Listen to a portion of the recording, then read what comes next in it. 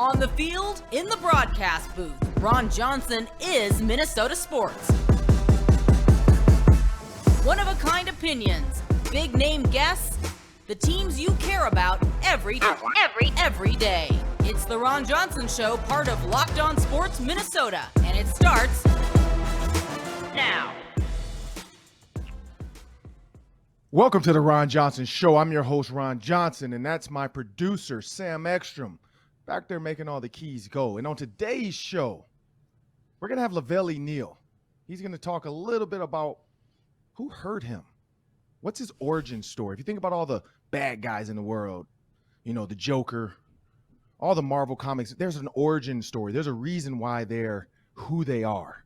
There's a reason why they want to be bad. The Penguin, you know, the Enigma. It's so much to it. And so also, though, I got to jump into it with the Timberwolves. Let's bring Sam into the show. The Timberwolves, Sam, I'm hurt. Like, I feel like Vikings fans now. I get it. Once you put your heart and soul into the team, they find a way to let you down. And it's not over yet. Season's not over. Series is not over. But it was a convincing performance, I guess I'd say, from the Grizzlies. And when you think about it, I've always said this, the two stars have to battle. Nobody really gave that Ja Morant energy. Ja Morant tweeted out a video or put a video on Instagram of Michael Jordan with a baseball bat talking about the Charlotte Hornets, saying, you know, I respect somebody that can talk crap to me when it's 0-0. Don't talk when you're up 1-0. Don't talk when you have a lead. Now, if you're down 12 and you can still talk, I can respect that. If we're tied up and you can start talking, I can respect that. And that was just Michael Jordan getting into his mindset to go out there and absolutely crush the Charlotte Hornets. And so Ja Morant saw all the haters. He even said in his post-game interview, you know, he's like, everybody picked us to be in the Western Conference Finals. And then all of a sudden we lose game one and everybody's jumping sides. Don't come back to our side now. Ja Morant took that personal. He took that personal. The Timberwolves, I felt like, and I'm pissed off because LaVelle is going to join the show, and now I have to listen to him because I was hoping they'd be up 2-0 at this point. We get LaVelle on and just make him eat crow. And now at 1-1, coming home, so hopefully that's going to help. It's tough to deal with a person like LaVelle. It is. I hate when not procrastinators, but antagonizers get their way. Because I'm an antagonist too. I love to talk about my sister-in-law. She's an Alabama fan. She lives in Cincinnati. So it was double duty for me this year. Georgia won. And the LA Rams beat the Cincinnati Bengals. So I got to really rub it in her face. Not to her face. I just put it on Instagram and I know she follows me. My wife also videotaped my celebration and sent it to her sister just to say, he's only doing this because of you. And that's not the only reason, but that's one of them. But the Timberwolves, Sam, I mean, do you think they can bounce back? I think they can because they're coming home. They're going to have that energy. But nobody made comments about Ja Morant's daughter on the court on the post game. Karl-Anthony Towns kissing his wife. Everybody wants to be mad at it. Ja has his daughter, and that's sweet. What's up with that, Sam? Yeah. I think everybody jumped on the Wolves celebration last week because the TNT guys did. They took their cues from Shaq and Barkley. The Grizzlies are kind of a darling, I feel like. People have not really picked them apart the way they picked the Timberwolves apart, probably because they won 56 games. They earned that right. I thought Ja was masterful in that game. He set the tone. Even though he only had 23 compared to 32 in game one, I felt like it was a more meaningful 23 because he absolutely had control of that game every step of the way. 23 points, 10 assists, 9 rebounds, almost a triple-double. And I'll even knock Anthony Edwards last night. Anthony Edwards needs more than 1 assist. The way that he can drive to the basket, if you're not creating open looks off of the penetration dribble, that's not good enough. I mean, you got to do more. And I felt like once the Wolves got behind, they were all looking for a 20-point shot.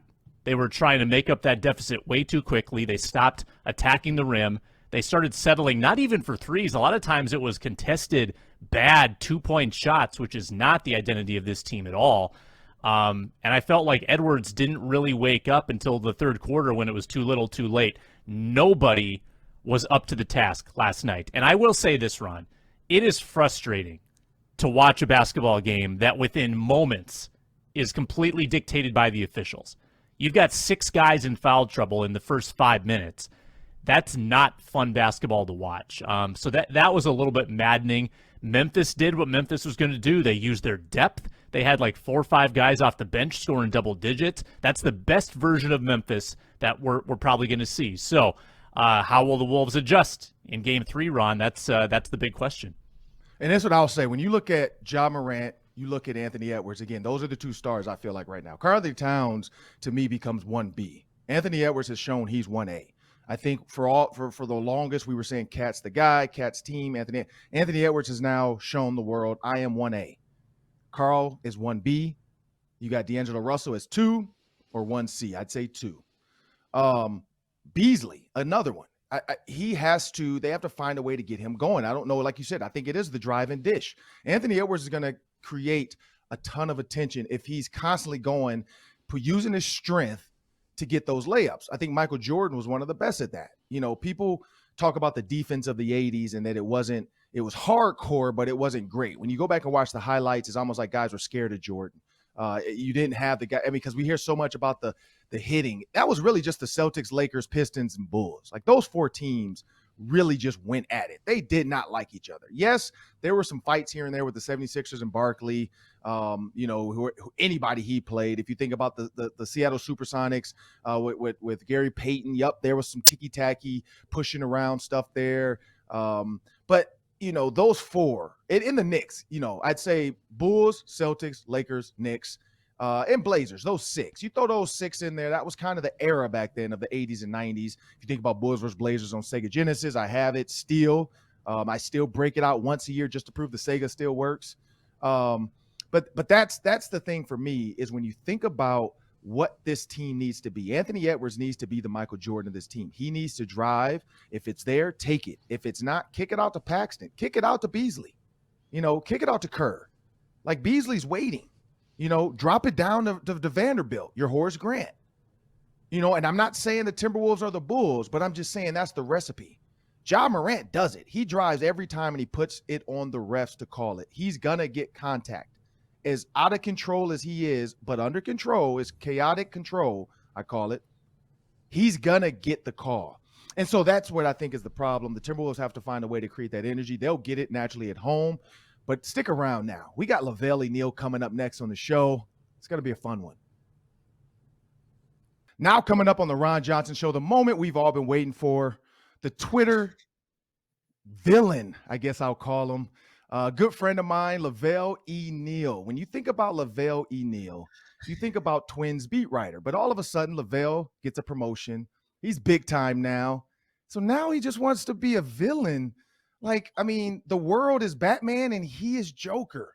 And he enjoys the tweets. I know when the Timberwolves were losing, he was back there smirking and smiling because he could not wait to be able to talk all week about this over celebration. And so as we bring LaVelle into the show, LaVelle, I got to jump into it, man. Like this tweet, like you were a good guy when you were writing for the Twins, but this tweet here, you asked Mayor Fry if he's going to have, schools closed, there's a parade. This is after the play-in game.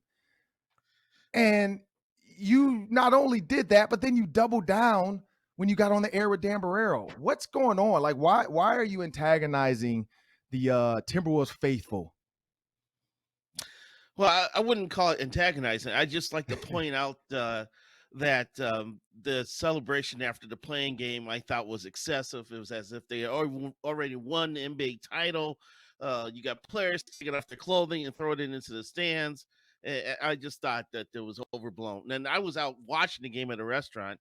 I had no idea that the NBA crew with Charles Barkley and Kenny Smith were also cracking jokes about the Wolves' approach to winning that playoff game. So playing game. So I would have loved to had the volume up for that just to see what they said. This is not the first time I have taken shots at fans. I love the fact that fans can sit at home or sit in the bar and rip on athletes, rip on coaches and managers, rip on front offices, rip on ownerships for not getting it done. But if you throw one little thing their way, they fall apart. I have jumped on Twins fans in the past for when they were playing at Target Field against the Yankees in the postseason, and people are calling ushers to tell people to sit down because they're standing in front of them when they should be on their feet screaming and getting people fired up.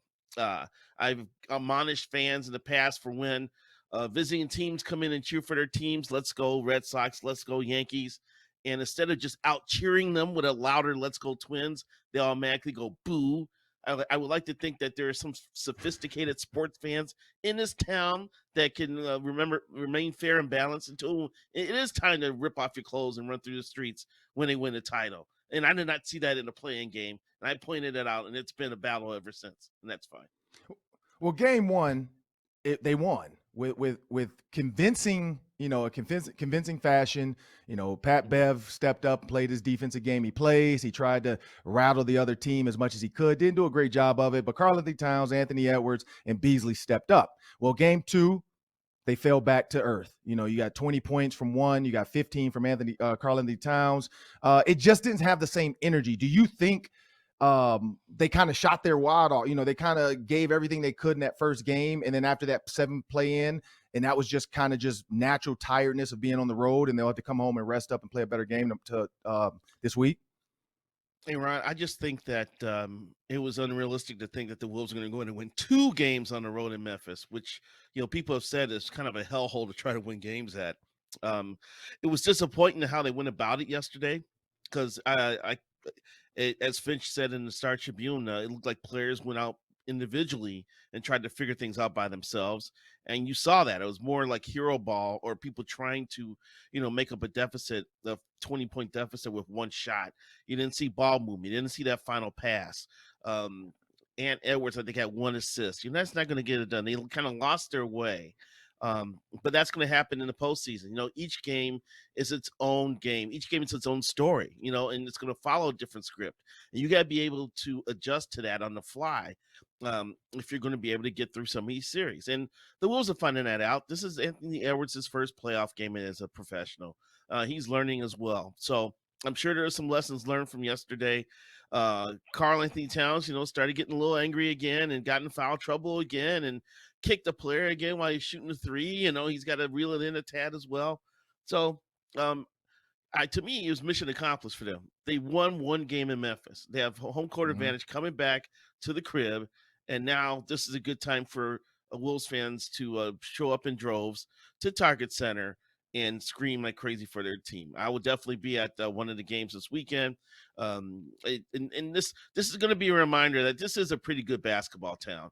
The Wolves fans have been beaten up. I have to admit that they've been beaten up by less than mediocrity through the years, and only making the playoffs like 3 times in the last 20 years or something like that, or maybe more than that, but just a handful of times in the last 20 years.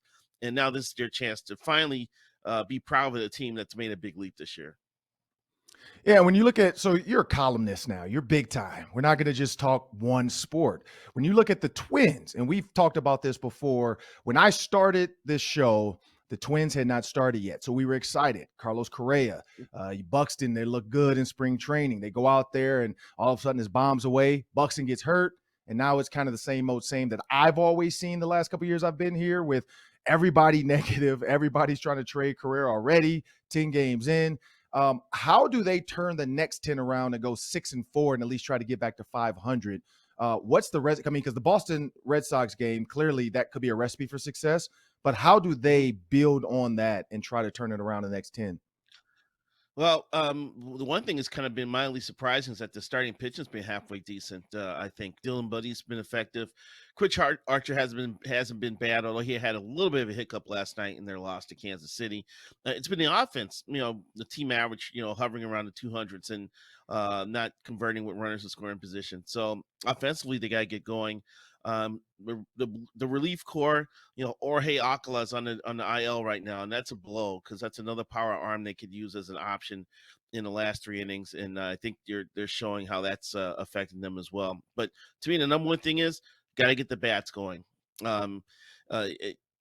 I don't have no problems with Rocco Baldelli's approach to the lineup when Buxton's healthy, and he should actually play sometime during the series. Buxton, Correa, and Polanco, his top 3 hitters, those are your best hitters. So the Mm-hmm. theory is that you want your best hitters to get the most at bats every game, and by batting them 1, 2, and 3, you will achieve that. And the rest of the guys have to chip in. Miguel Sano started out 0-19 before he got a couple of hits in Boston. Kansas City is his favorite place to hit. He absolutely crushes in that stadium. So I would expect Sano to be in the lineup tonight and try to get his back going and use the last couple of games of the series to kind of slingshot them into this big weekend series against the Chicago White Sox, because White Sox come to town this weekend and they're the favorites to win the division. But let's see the bats get going here over the next few weeks and see how that helps the rest of the team. And you're a Chicago guy. So where does your loyalty lie when the White Sox show up? Are you a Cubs or a White Sox guy first, though?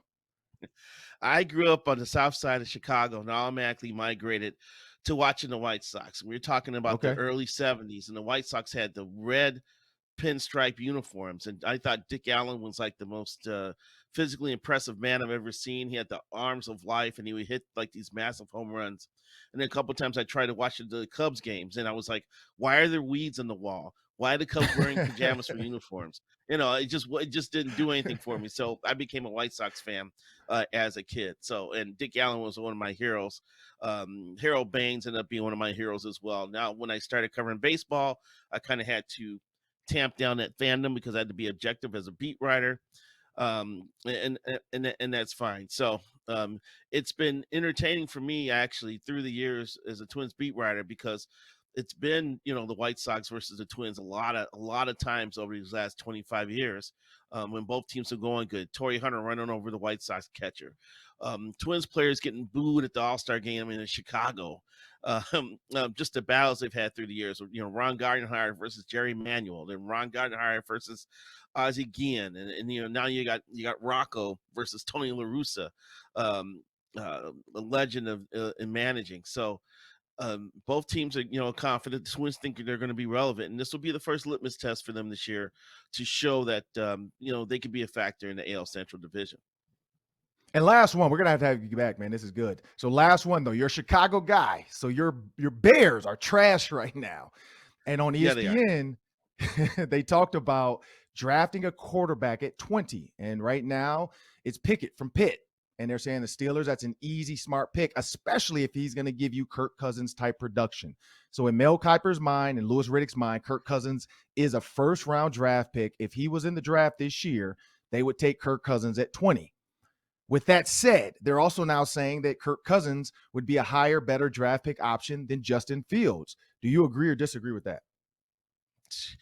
Well, I think Fields has got the tantalizing skills, and for this, the way the game's being played today, these dual threat quarterbacks are becoming more attractive for teams. And the fact that he can make plays with his arms and his legs puts him in a different category than someone like a Kirk Cousins. I'm not impressed with this year's quarterback class. I think if you put Pickett and Malik Taylor in with last year's class, those dudes are not getting drafted to the third round, just based on their skill set and their talent ability. So, but this is going to happen every year now. Whoever is a quarterback are probably going to get overrated and overdrafted, just because they are a QB and there's such a race to get a good quarterback and try to cash in on his rookie contract by adding pieces around them once they're good. I don't know what the Bears attempts to build around Justin Fields are a little puzzling to me, because they still need a number one receiver after letting Allen Robinson walk.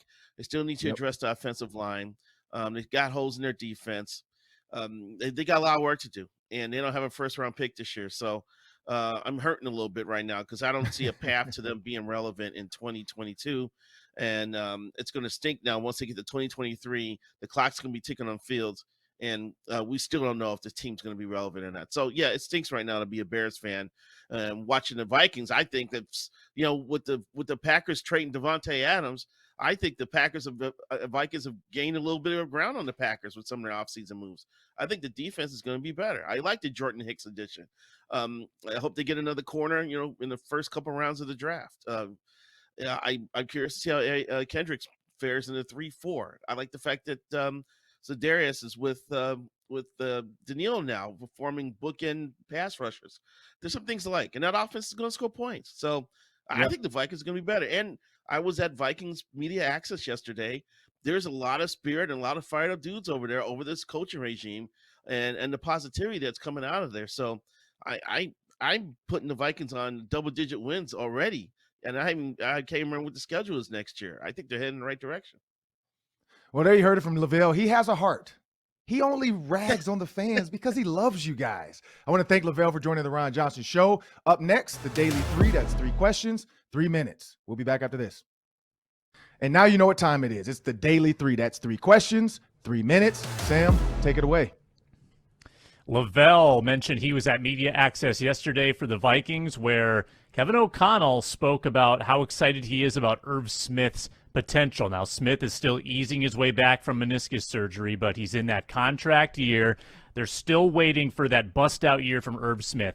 Ron, I want to put you on the spot. Give me a prediction for Irv Smith's production in this offense. Touchdowns, yards, receptions. Well, if you look at Tyler Higbee, and you look at the last 3 seasons of Higbee, he's had over 180 catches, over almost 1,900 yards, and 13 touchdowns. In the last 2 seasons, he's had 10 touchdowns. So I easily can say Irv Smith can get 5 touchdowns. Why? Because Kevin O'Connell was a part of that offense the last 2 years. He got there in 2020. You look at the last 2 years of what Kevin O'Connell has done with Sean McVay, of course, Sean McVay's offense, Kevin O'Connell helping him, but what they've gotten out of Tyler Higbee. That's 10 touchdowns in 2 years. I think Irv can do that, if not more. Why? Because Irv is faster. Now we have to see what he comes off his knee, but he's faster. He's a better vertical threat. He's a better deep over threat. Higbee's a little bit bigger, of course. So Higbee gives you more of a vertical seam power guy that can take a hit from a safety, where Irv's going to be your bender. And what a bender is, just for the novice, if the hole is open, meaning 2 high safeties and there's a hole in the middle, he's going to bend it in across the middle, making it an easy throw for Kirk over the linebacker's head if it's not Tampa 2. If it is single high safety, that means the middle of the field is closed. That means Irv's going to stay on the seam and then fade back. Now that puts the pressure on those 2 outs, that outside corner. If he fluffs in on Irv, you drop it over his head to Justin Jefferson. But we know Justin Jefferson is never going to get overlooked. So that's where Irv Smith Jr. comes into play. I think Irv can be a 60-catch, 600-yard, 5-touchdown tight end. I think that's his number there. I think that, let's book it. We'll come back to this midway through the season and see if Irv's close. But I think that's what Irv can get. I like the movement of the tight ends. You watch Higbee line up on one side, shift over to the left. Now, Tyler Conklin was the shift guy. And so Irv would be the 1-by-1 tight end sitting on his hip. So now, who do they get to be your Conklin? Now, again, Kyle Rudolph, could he come back for cheap? Is that worth it? Maybe. He said he has some left in the tank. You look at the draft. Is there a tight end in the draft? Because tight ends haven't gotten a lot of talk in the draft. That's my goal this weekend, because next week I'm doing the draft show for the Vikings. So my goal this weekend is to really dive into the tight end, because secretly the Vikings need another tight end. I think Irv is your TE1, but they're going to need a TE2. They did bring a guy in, but you always want to bring another guy in just in case, like a second or third round pick. You never know with these tight ends. So in my opinion, 60, 600, and 5 touchdowns, that's Irv Smith. And that's almost exactly what Tyler Conklin did last year. Conklin was 61 catches, 593. I think Irv, if healthy, is even more talented than Conklin. I'm going to go 70 and 700. I'm just saying that's the basement for him. He's got to get that. Yeah, no, you're right. And if they don't bring in another tight end, well, he's going to get all of those targets if they don't have a real tight end too. Hockey question for you. So the Wild win another one last night in Montreal, 2-0, and they've got a goaltending conundrum. Now, it's a good problem to have because Cam Talbot and Marc-Andre Fleury just keep going back and forth. They're both winning games. In fact, here are their stats, Ron. Since the Wild traded for Fleury, Fleury is 6-1, and his save percentage is 92.1. In that same time, Talbot, 6-0-3, save percentage is 92.7. So they are basically even since Fleury got here. How is this team going to decide who their playoff goalie is going to be? So this is the thing. I always bring it back to the Mighty Ducks. And you remember they had the cat, and then they had the big dude. The cat-like reflexes girl, and then they had the big dude. And it was, it was up to, and I always get the Emilio Estevez, and what's the other one? I get them confused. I think it was Emilio was in that one, if I'm not mistaken. If I'm wrong, sorry. But it was an Estefez brother, and one of them changed his name. But I'm going to go with it's the coach's decision. I think if both are hot, you pick. Now, Fleury has the star power, I guess I'd say, because they brought him in and everybody was shocked. Like, wait, what? We already have a goalkeeper, and you're bringing in another one? You're bringing another goalie in? And they did. They brought another goaltender in, and it's helped. If one's not going, you can bring another one in. And that's where, I think in the Mighty Ducks, you have that sentimental where, he tells the girl, nope, she's like, you got us here. And he's like, nope, you go in, you do this, you stop him. He's going to go glove side because he's flashy, blah, blah. Favorite part of the movie. I think that's what it comes down to. It comes down to no ego. It comes down to nobody is bigger than the team. I think they both want to help the team out and win. Talbot's been here. So technically I would say go with Talbot because he's been here. He was the guy here before you brought in Fleury. But at the same time, you bring guys in for a reason. You got them for a reason. There's no reason to sit them in the playoffs if you brought him in for this reason because he has experience. And so I'm torn. Like, do you go? I mean, it's the Mighty Ducks. Do you go with the duck that's been there, or do you go with the new girl? I'm gonna say go with Fleury just off of top of the head because he has the cool emoji. Everybody puts up the flower now. I figured that one out on Twitter when they're talking about Fleury making a stop or doing something. They put the flower up, so I think that's cool. But yeah, I definitely think it's gonna come down to the coach's decision. Like you said, they're even. There's no real deciding factor besides. I'm going to sit here and pray about this. And as a coach's job, it's a job to figure it out.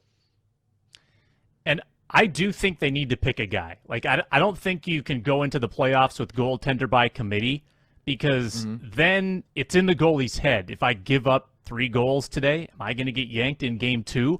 I think you need someone to be able to go in there knowing that they have the freedom to make a couple mistakes. That's going to happen in a hockey game. But that they have the confidence of the coaching staff. And if they do need to get pulled, you've got a great option. But I think you need to make a commitment at some point, and they're down to the final 6 games. This is interesting. So the minor leagues have instituted a pitch clock in minor league baseball, and the data shows that 20 minutes is getting shaved off every game because of that pitch clock. With pace of play being such a problem in Major League Baseball, Ron, do the majors need to adopt the pitch clock next year? Yes. You look at back in 2001, 2002, 2003, the average game time was about 2 hours and 45 minutes. Now, last year it was 3 hours and 11 to 15 minutes. That's a lot of time. It's like, it doesn't sound like a lot, but when we do the actual math, like at first I was like, oh, that's nothing. That's like 30 minutes. I'm like, wait, that's 30 minutes. Like 30 minutes.